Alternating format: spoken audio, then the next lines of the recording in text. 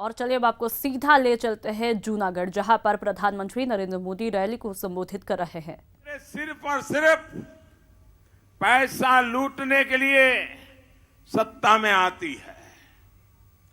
कांग्रेस की कहानी एक परिवार में बेटे पिता की, मेरे हिसाब से कांग्रेस को जानने के लिए ये कथा बहुत काम आ सकती है।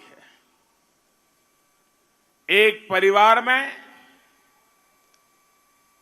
3 बेटे थे, पिता की खूब सेवा करते थे।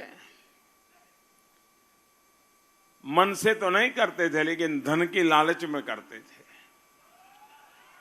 और तीनों बेटों के बीच में स्पर्धा रहती थी कि अगर मैं ज्यादा सेवा करूंगा तो पिताजी की विरासत और धन मुझे मिल जाएगा। लेकिन धीरे धीरे बच्चों को पता चलने लगा कि ये तो सब खाली खाली है, इनके पास तो कुछ नहीं है।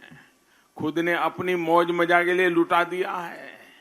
जो कुछ भी कमाई होती थी वो सारी कमाई उन्होंने अपने लिए खर्च दी। और धीरे धीरे तीनों बेटों ने पिताजी की कन्नी काटने लगे, वो दूर भागने लगे, माँ बाप की सेवा बंद कर दी। अब पिता भी बड़ा कांग्रेस में रहा हुआ था, तो बड़ा चतुर था, वहां की सारी चालाकियां जानता था। और वो बेटों की नीयत समझ गया कि बुढ़ापे में ये हमारी कोई सेवा नहीं करेंगे। तो चूंकि ऐसे बैकग्राउंड से दुनिया में रह करके आया था, तो उस पिता ने बड़ी चालाकी की। उसने क्या किया, एक दिन एक बड़ा पत्थर लेकर के घर में आया और रुपये का एक बहुत बड़ा सिक्का, पुराने जमाने में आता था, वो सिक्का निकाला और रात को अपने कमरे के दरवाजे बंद करके जोर से रुपया पत्थर पे पटकता था।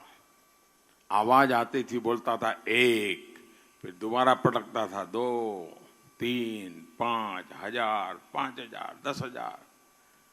और बेटे जाग गए, सुन रहे थे कि पिता तो अंदर कमरे में रुपये गिन रहा है।